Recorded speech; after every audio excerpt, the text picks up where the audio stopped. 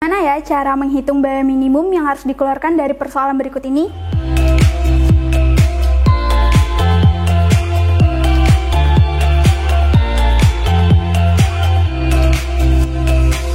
Assalamualaikum, halo Sobat Pintar, kembali lagi di Belajar Online. Di video kali ini bersama saya Kak Tia, kita akan membahas latihan soal materi program linear.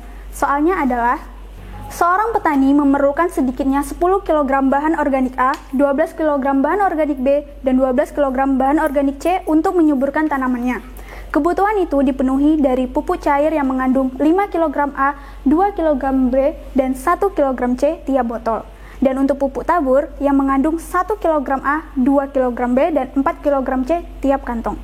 Harga pupuk cair Rp30.000 per botol dan harga pupuk tabur Rp24.000 per kantong. Tentukan biaya minimum yang harus dikeluarkan oleh petani tersebut. Yuk kita jawab bersama. Oke Sobat Pintar, untuk penyelesaiannya pertama kita harus memisalkan siapa yang akan menjadi X dan siapa yang menjadi Y. Nah, X dan Y di sini biasanya itu adalah yang ditanyakan. Atau X dan Y di sini adalah yang tidak memiliki jumlah. Nah, di soal diketahui bahan organik A, bahan organik B, dan bahan organik C itu memiliki jumlah. Karena di sini keterangannya memerlukan sedikit. Nah, sedikit itu kan jumlah. Maka bahan organik A, B, dan C ini tidak bisa kita jadikan atau kita misalkan sebagai X dan Y.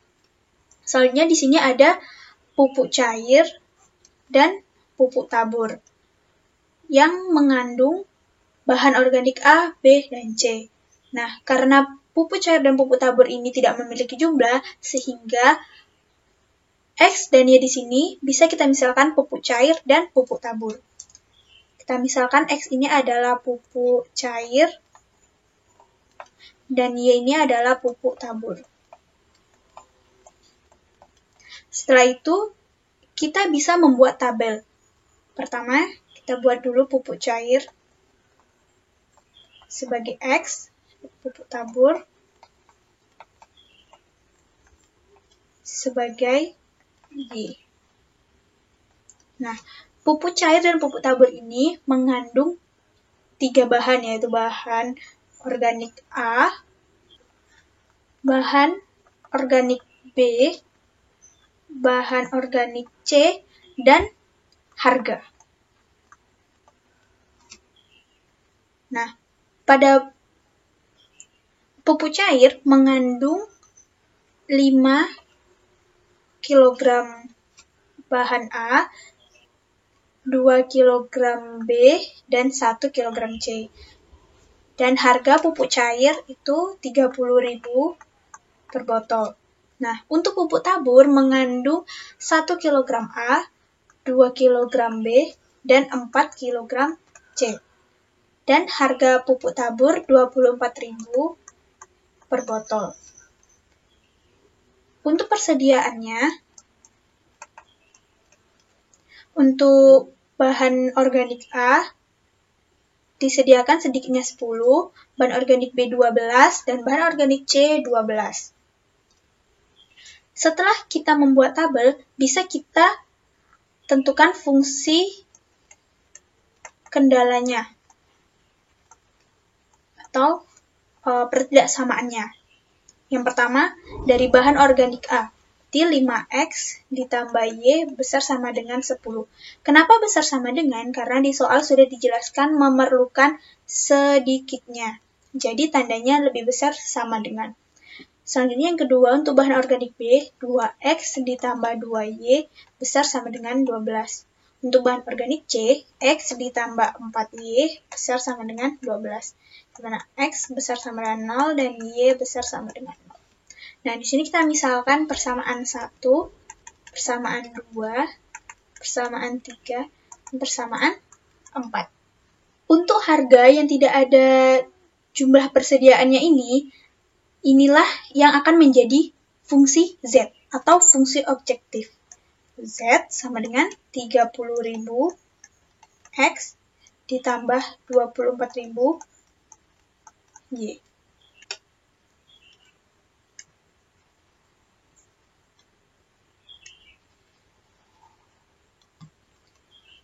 Selanjutnya, kita akan tentukan titik potong dari masing-masing fungsi kendala. Untuk persamaan 1, 5x ditambah y sama dengan 10.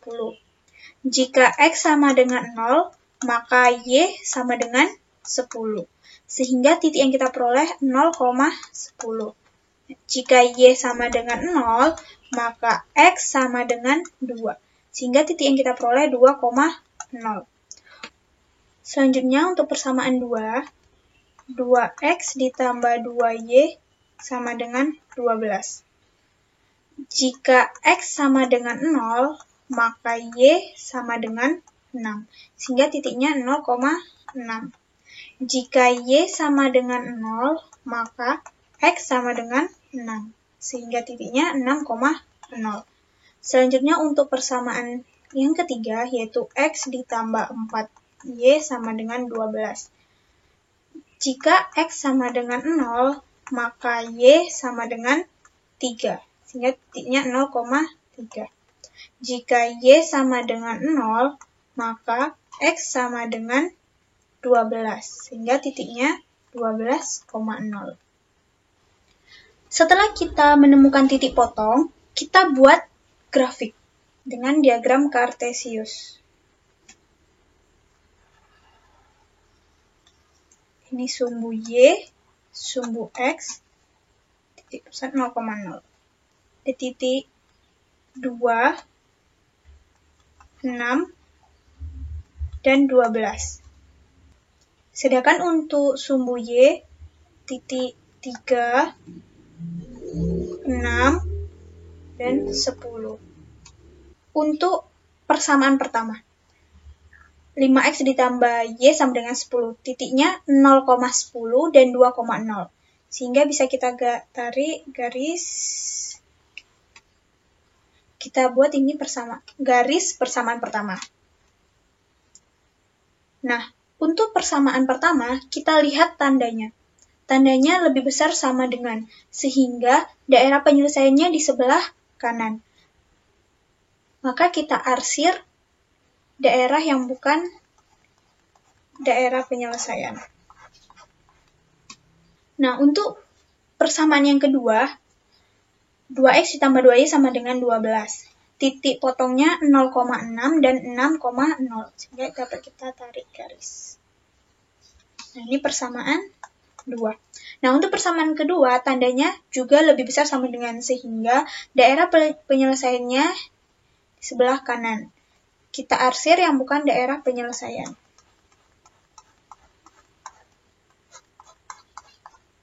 Untuk persamaan yang ketiga, yaitu titik potongnya 0,3 dan 12,0. Sehingga bisa kita tarik garis.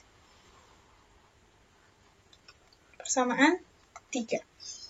Kita lihat kembali. Tanda untuk persamaan ketiga yaitu lebih besar sama dengan, sehingga daerah penyelesaiannya di sebelah atas. Kita arsir daerah yang bukan daerah penyelesaian.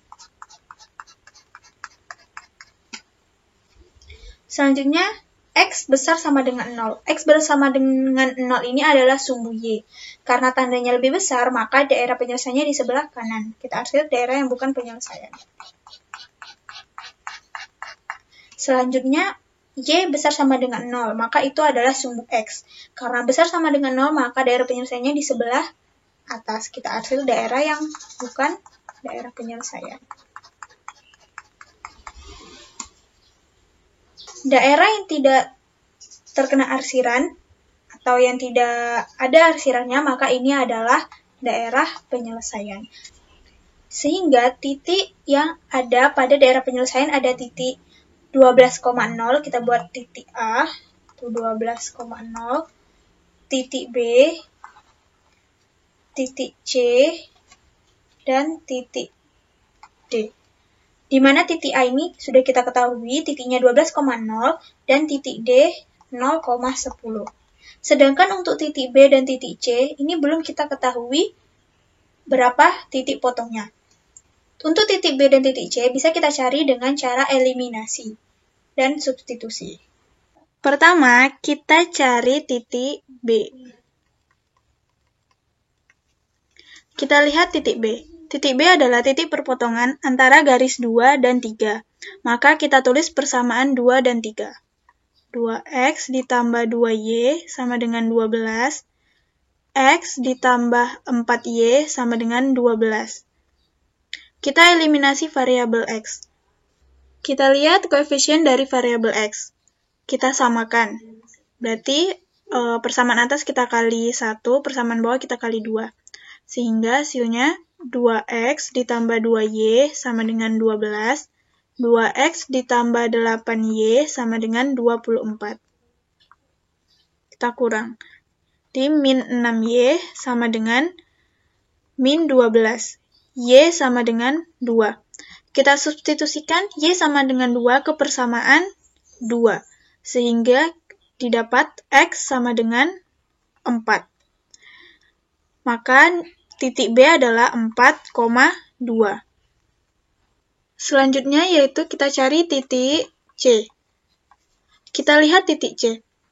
Titik C adalah perpotongan garis 1 dan 2. Maka kita tulis persamaan 1 dan 2. Itu 5x ditambah y sama dengan 10.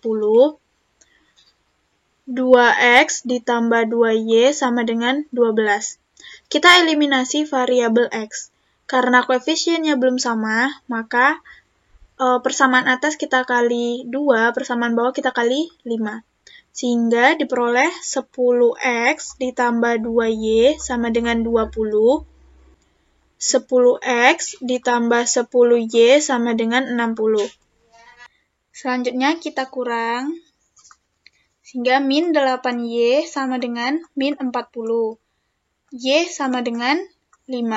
Kita substitusikan nilai y sama dengan 5 ke persamaan 1. Sehingga didapat x sama dengan 1. Maka titik C 1,5. Setelah kita memperoleh titik A, B, C, dan D, kita substitusikan ke fungsi Z atau fungsi objektif. Jadi fungsi Z-nya kita tulis kembali 30.000x ditambah 24.000 Y. Nah, kita substitusikan. Pertama, titik A 12,0 kita substitusikan 30.000 dikali 12 ditambah 24.000 kali 0 sama dengan 360.000 ditambah 0 sama dengan 360.000. Untuk titik B 4,2 sama dengan 30.000 dikali 4 ditambah 24.000 dikali 2 sama dengan 120.000 ditambah 48.000 sama dengan 168.000. Nah, untuk titik C itu 1,5 sama dengan 30.000 dikali 1 ditambah 24.000 dikali 5 sama dengan 30.000 ditambah 120.000 sama dengan 150.000. Nah, untuk titik D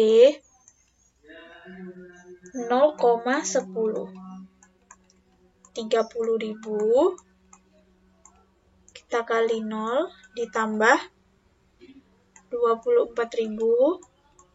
dikali 10 sama dengan 0 ditambah 240.000 sama dengan 240.000. Nah, setelah kita substitusikan titik A, B, C, dan D ke fungsi Z, kita lihat ke soal. Yang ditanyakan oleh soal adalah berapa harga minimum, berarti harga yang paling terkecil. Kita lihat.